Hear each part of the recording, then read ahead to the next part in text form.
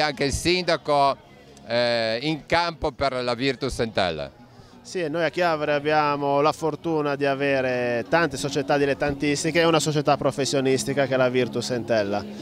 Il collegio di garanzia del CONI, che è la massima autorità di giustizia in ambito sportivo, ha riammesso l'Entella nella Serie B, però si assiste a un momento, una fase di stallo sia da parte della Federazione Italiana Gioco Calcio sia da parte della Lega di Serie B, per cui abbiamo sentito il dovere di far sentire la voce di tutta la città per far sì che queste istituzioni si facciano carico di quanto stabilito, per cui io ho scritto una lettera al ministro Giorgetti, che ritengo una persona di cui ho la massima stima, tra l'altro è anche un collega nella libera professione, anche se lui, ed è anche sottosegretario allo sport.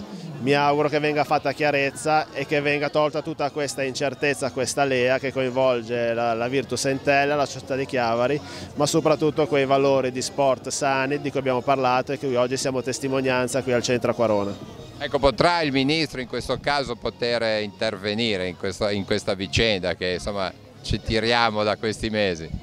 Io penso proprio di sì, perché è una questione che io non ho mai visto, che vengano iniziati dei campionati, poi vengano sospese. Ci vuole chiarezza, bisogna mettere da parte antipatie, lotte di potere, valgono i principi. Se una determinata squadra in un campionato ha commesso dei reati, le sanzioni devono riferirsi a quel campionato. Non è ammissibile che, come è stato deciso, che poi dagli organi precedenti, che vengano inflitte le sanzioni negli anni successivi, peraltro una società fallita per cui non potrà neanche scontare.